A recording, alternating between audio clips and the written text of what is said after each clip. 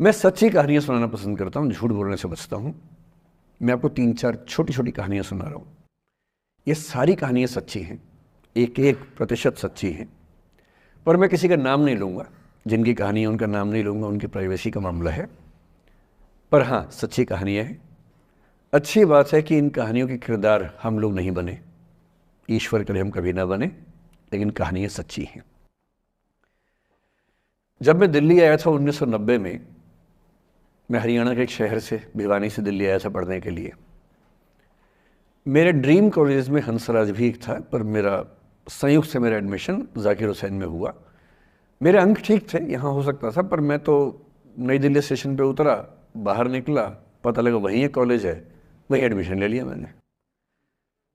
तो लोगों ने कहा कि यार कैंपस बड़ा अच्छा होता है। मैंने कहा क्या फ़र्क पड़ता है, कॉलेज कॉलेज होता है, छंडो, यही छंडो में सिखाने आया हूँ आप लोगों को। ठीक है, स्टेशन से निकले वहीं कॉलेज है, मैंने घर जाना होगा तो आराम से कॉलेज से निकल जाएंगे, क्या रखा है कैंपस में। पर मेरा एक दोस्त जो मेरे साथ ही आया था उसी शहर से, उसने एडमिशन हंसराज कॉलेज में लिया। मैं और वो स्कूल के डिबेटर्स थे, डिबेटिंग में हम लोग स्कूल टाइम से काफ़ी एक्टिव थे। डीयू में आए तो यहाँ भी एक्टिव रहे।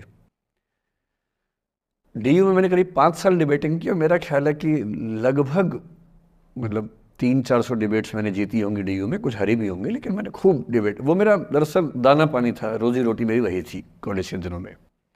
घर से पैसे मैं लेता नहीं था, मिलते भी नहीं थे, देना क्या था, ऐसी स्थिति भी नहीं थी उस समय मेरे घर में कि मिल सके।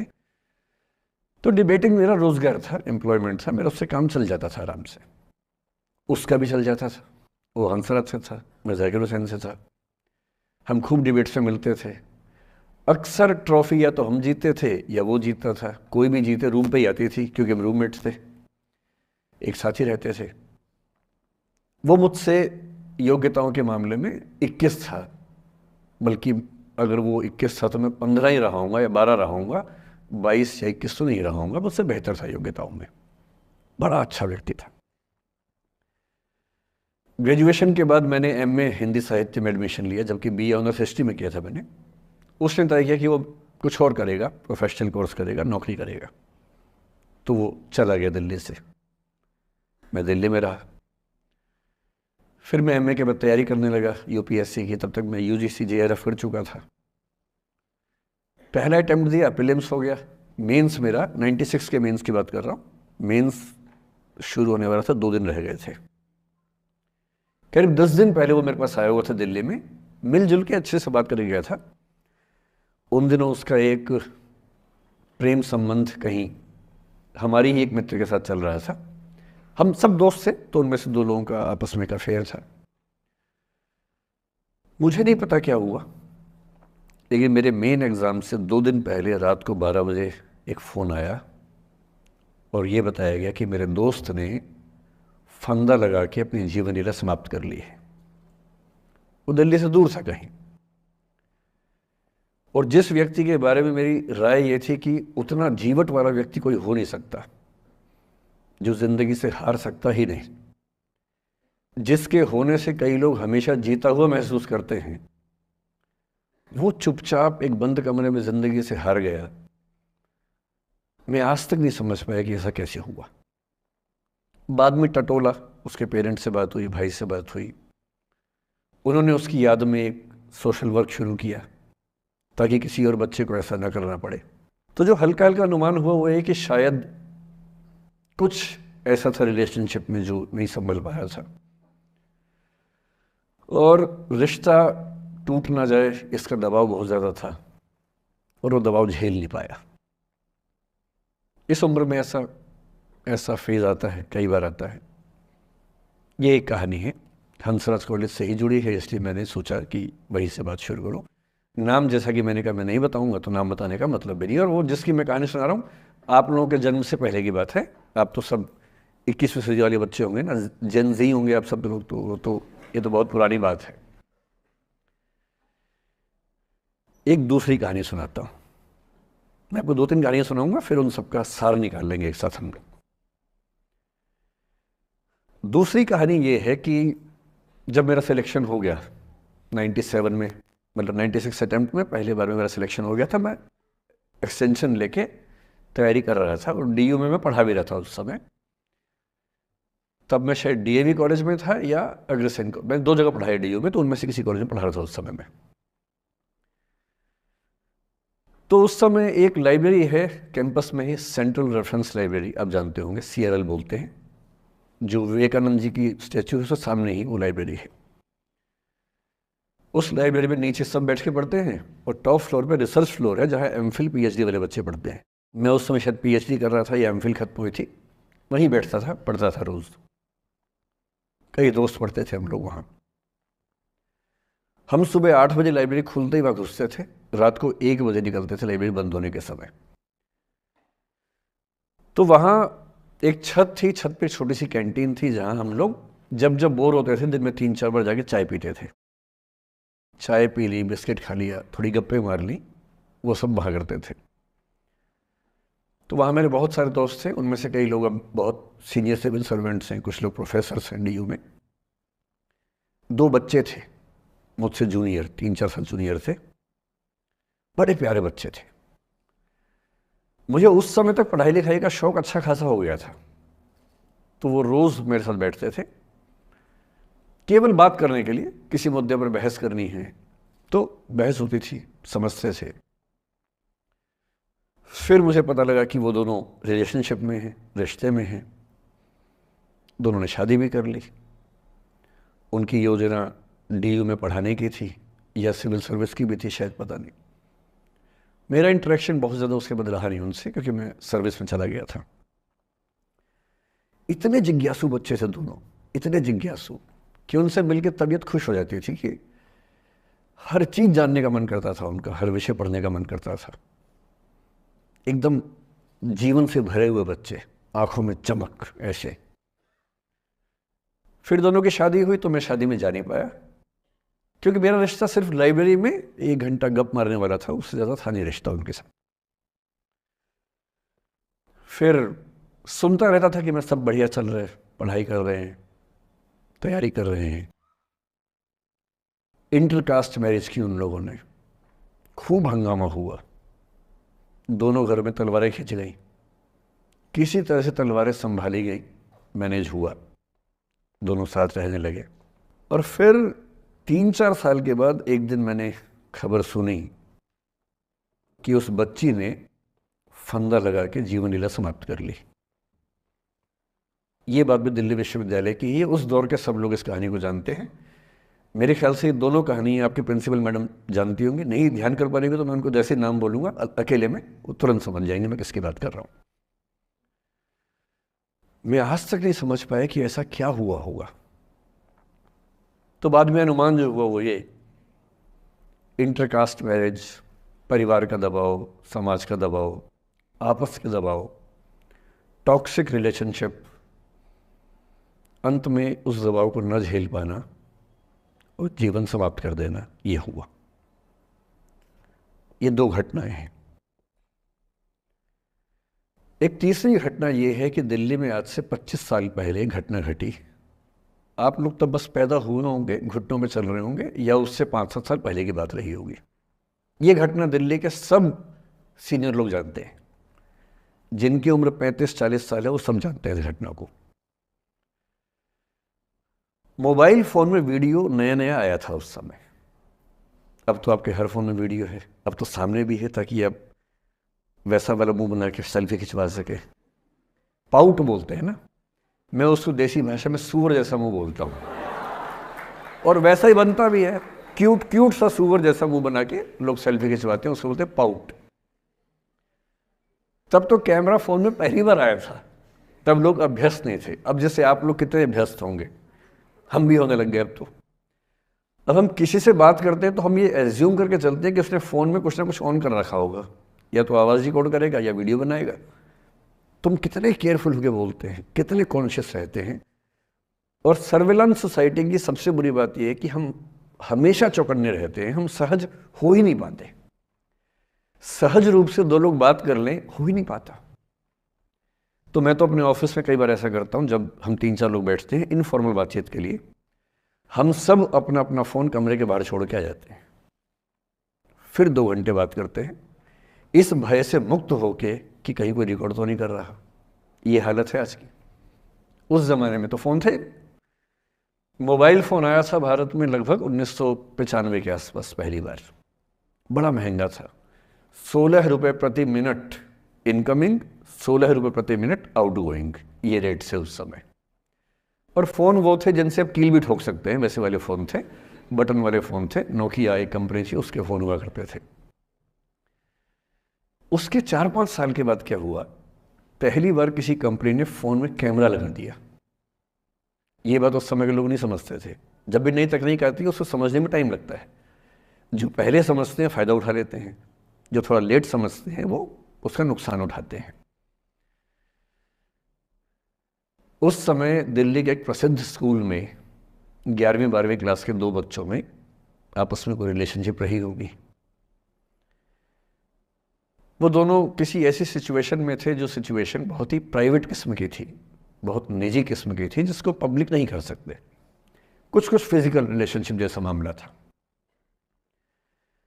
उस दुष्ट लड़के ने लड़कों के इतिहास को कलंकित, लड़कों का इतिहास वैसे भी कलंकित ज़्यादा है, उसे और कलंकित करते हुए उस पूरे सिचुएशन का वीडियो बना लिया। ऐसे मामलों में दुर्भाग्य है, मैं लड़का हूं इसलिए लड़के पवित्र थोड़ा ना हो जाएंगे। लड़का है, इतिहास कलंकित तो है, उसका वीडियो बना लिया और दुष्टता का चरम स्तर निभाते हुए वो वीडियो अपने एक दोस्त को शेयर कर दिया। ये कहे कि किसी और को दिखाना मत, जैसा कि होता है अफवाहों की दुनिया में। हर अफवाह एक व्यक्ति एक को ही बताता है, ये कहे कि किसी और को मत बताना, और अगला व्यक्ति भी अगले को यही कहे कि बोलता है किसी और को मत बताना। और इस तरह से पूरे शहर को खबर होती है और सबको लगता है कि सिर्फ मुझे पता है। वो वीडियो फैल गया। नए नए फ़ोन आए थे, पर वो फ़ोन कम लोगों के पास थे, कैमरे वाले फ़ोन। तो फ़ोन से कितना फैलता, ज़्यादा नहीं फैला। लेकिन उस समय दिल्ली की एक कुख्यात मार्केट हुआ करती थी, पालिका बाज़ार, अभी भी है, पर तब वो कुछ और कामों के लिए कुख्यात हुआ करती थी। अब तो कपड़े मिलते हैं, तब कपड़ों के साथ कई चीज़ें और मिलती थी वहाँ। जैसे गंदी फिल्मों की सीडी चाहिए हो तो वहाँ मिलती थी, ग्रे मार्केट में, चोरी छिपे। इस वीडियो को सीडी में कन्वर्ट करके लोगों ने वहाँ से खरीदा, लाखों करोड़ों की संख्या में। नए नए टेलीविज़न चैनल प्राइवेट आए थे, और प्राइवेट टीवी चैनल को खबरों की भूख इतनी होती है कि वो खबर के लिए जान दे सकता है और जान ले भी सकता है किसी की। 24 घंटे इस खबर पे, इस चीज़ पर खबरें चल रही थी सारे चैनल्स में कि ये वो लड़का है जिसने ऐसा किया, ये वो लड़की है, ये वो स्कूल है, इस स्कूल की प्रिंसिपल से बात करेंगे, इससे बात करेंगे। वो जो बच्ची थी जिसकी इसमें कोई गलती नहीं थी, सिवाय इसके कि वो किसी एक लड़के से प्रेम करती थी, जो कि उस उम्र में बच्चे कर बैठते हैं। इसके लिए बहुत चिल्लपौनी मचानी चाहिए। बच्चों को आप हर बात पे अपराधी नहीं मान सकते। उस बच्चे की गलती सिर्फ इतनी थी कि उसने अपने दोस्त पे भरोसा किया, जो भरोसे के लायक था नहीं। वो नीच किस्म का व्यक्ति था जिसने उस संबंध की गरिमा को समझा नहीं। उस बच्ची के घर के बाहर 24 घंटे न्यूज़ चैनल से कैमरे खड़े रहे। घर से कोई भी निकले 50 कैमरे पीछे, आप बताइए आपकी बेटी कैसी है, आप बताइए आपकी बहन कैसी है। अंत में उस पिता ने अपनी बच्ची को इस देश से बाहर भेज दिया। उसके कुछ दिन बाद की जो खबर टीवी चैनल से नहीं दिखाई, उसके पिता ने आत्महत्या कर ली।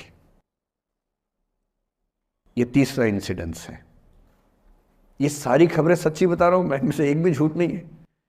झूठी कहानियों से मोटिवेशन दिया जा सकता है, मैं जानता हूं, पर जब सच्ची कहानियां हैं तो मैं झूठ क्यों बोलूं? सारी सच्ची कहानियां बता रहा हूं मैं आपको। एक चौथी कहानी जो आप में से कई लोगों की होगी। मेरा एक स्टूडेंट है, सिविल सर्वेंट है, सीनियर लेवल पे है, करीब 40 साल का है। उसने आज तक शादी नहीं की। क्या उसकी शादी करने की इच्छा नहीं थी? पूरी इच्छा थी। फिर क्यों शादी नहीं की? भाई कुछ लोग तो होते हैं कि शादी करनी ही नहीं, कोई मिशन है, योगी जी हैं, मोदी जी है, ठीक है, उनका तो मिशन है, ममता जी है, उनका मिशन है। पर जिसका जीवन में ऐसा कोई मिशन नहीं है और जिसको प्रेम करने का मन भी करता हो, वो तो शादी करता है आमतौर पे। उसने शादी क्यों नहीं की जानते हैं? जब वो 25-26 की उम्र में था, जब वो मेरा विद्यार्थी भी था, एक दिन मेरे पास आके बोला कि सर एक बात करना चाहता हूँ। मुझसे मेरे स्टूडेंट्स ऐसी बातें खूब करते हैं पर्सनली आके, अब तो मैं टाइम कम दे पाता हूँ, पहले तो ये सब होता रहता था क्लास के अलावा। एकदम रोता हुआ आया, आंखों में आंसू भरे हुए बहुत सारे। मैंने क्या हो गया भाई?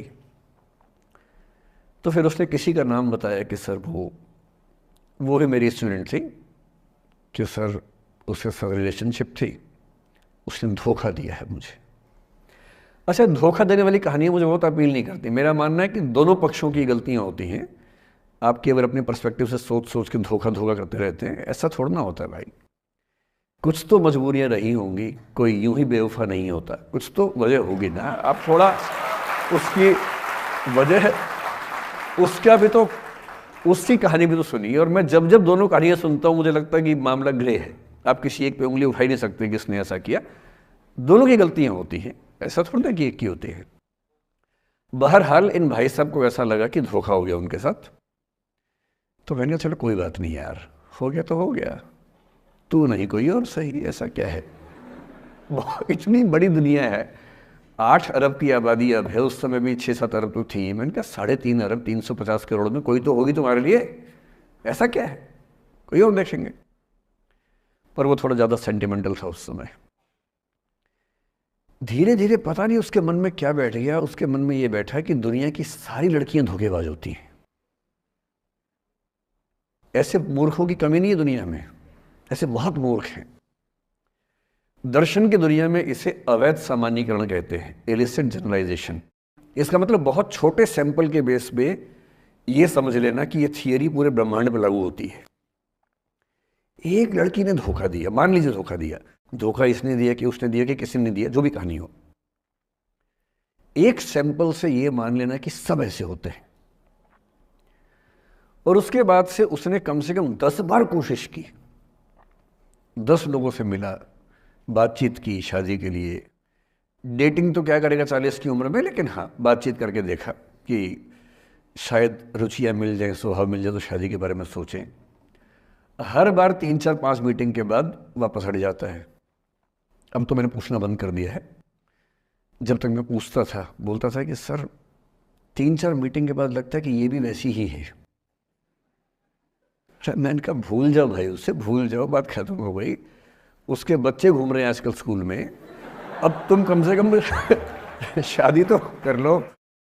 वो भाई साहब आज तक अकेले हैं, और अब तो बाज़ार में मूल्य भी कम हो गया उनका, अब विकल्प भी ज़्यादा नहीं मिलते हैं। अब जो विकल्प मिल रहे हैं वहाँ उसकी रुचि और कम हो गई है। तो पूरी संभावना है कि वो जीवन अकेले ही गुजरेगा अब उसका। एक अंतिम एग्जाम्पल देके फिर मैं निष्कर्ष की तरफ बढ़ूंगा। मैं एक आईएएस ऑफिसर को जानता हूँ, 2 आईपीएस को जानता हूँ, बहुत योग्य लोग, देश के सबसे अच्छे संस्थाओं से पढ़े हुए लोग, प्रॉपर आईएएस प्रॉपर आईपीएस में नौकरी करने वाले लोग, और इन तीनों ने अपना जीवन समाप्त कर लिया नौकरी में रहते हुए। क्यों? क्योंकि नौकरी और घरेलू जो दुविधाएं थी उनको झेल नहीं पा रहे थे, ना झेल पा रहे थे, ना भूल पा रहे थे। लेट गो नहीं कर पाए तो गिव अप कर दिया। और इसलिए मुझे अक्सर लगता है कि जितनी चीज़ें हम सिखाते हैं बच्चों को, हिस्ट्री, इकोनॉमिक्स, लिटरेचर, वो सब ठीक है, उनका भी महत्व है। शायद उससे ज़्यादा महत्व इस चीज़ का है कि ये समझें कि अपने इमोशंस को कैसे मैनेज करना है। जब जीवन में ऐसा लगे कि सब खत्म हो गया है, जब जीवन में लगे कि बहुत टॉक्सिक किस्म की लाइफ हो गई है, उससे बाहर कैसे निकलें, शायद ये सबसे महत्वपूर्ण लेसन होता है जो हम सबको सीखना चाहिए। मैंने कहीं से सीखा नहीं है, ना मैंने ऐसी किताबें पढ़ी हैं। हालांकि मैंने 2 किताबें मंगवाई हैं पिछले हफ्ते, पढ़ी नहीं है अभी तक, तो मैं किताबों के बेस पे नहीं जानता कैसे सीखते हैं, लेकिन ज़िंदगी से तुम सीख सकते हैं। इन कहानियों का सबका एक ही सार है, वजह अलग अलग है।